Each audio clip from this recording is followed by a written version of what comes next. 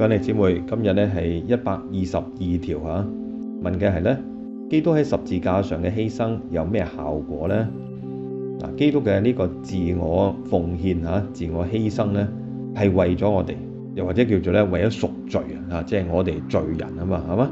喺呢度呈現佢嘅無限嘅愛啊，從天主性呢一方面嚟講咧，佢顯示出咧冇咩罪啊係天主嘅愛咧唔能夠包容、唔能夠超越嘅。因為耶穌嘅死喺十字架上面，其實就係彰顯出天主呢一份愛咧，愛到底啊！按照《若望福音》第13章第1節啊，尤其是呢一節啊，即係非常之靚嘅一節。前邊咧1到第12章咧，都係講耶穌嘅即係公開傳道嘅生活啦嚇，有6個嘅奇蹟啊、神蹟啊。若望咧用神蹟呢個字。咁啊，第13章開始就剩翻一個神蹟嘅啫，就係耶穌自己嘅死而復活。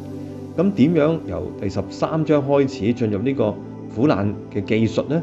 若望咧就話逾節嘅慶日咧快到啦，耶穌知道咧自己離世歸父嘅時期到啦，於是咧佢就愛世界上屬於自己嘅人，就愛佢哋到底啊！的而且確係咁樣，係咪？即使猶達斯都耶穌都為佢咧就係洗腳啊，然後咧即係喺晚餐嘅時候咧坐喺佢旁邊喎。最近嘅就係若望啦嚇，咁啊即係右手邊係若望，左手邊咧按照學者研究咧就係猶達斯嚇，而且咧耶穌都遞一塊餅俾佢，就好似我哋中國人咧夾餸俾人哋咁係嘛？以前啊嚇，而家唔會啦，衞生嘅原因。嗱，表示咧即係愛到底啊，愛伯多祿啦嚇，愛眾門徒啦，然後咧十字架上邊咧求父寬恕嚇所有使到佢被釘喺十字架上嘅人，佢哋唔知道自己做乜嘢。耶穌咧毫無怨言啊，係咪？十字架上邊唔會怨天尤人嘅，所以唔單止係佢嘅死亡本身，而係佢點樣死啊？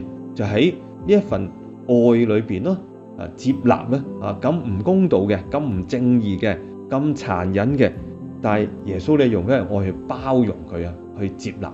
所以我哋仲有咩罪係天主接納唔到嘅咧？嗱，但係從另一方面嚟講咧，即使係咁痛苦、咁難受、咁唔公道、咁唔正義咧，人原來仍然可以相信天主嘅愛嘅，仍然咧可以係堅持對天主忠信到底嘅，就係做佢嘅仔女。即使耶穌喺十字架上邊係咪？佢話我嘅天主，我嘅天主，點解你捨棄我？哇！呢個最大嘅痛苦、最大嘅挑戰，但係仍然祈禱，憑住信德跨越苦痛。呢一份咧就係主耶穌喺十字架上嘅犧牲咧，為我哋帶嚟嘅效果。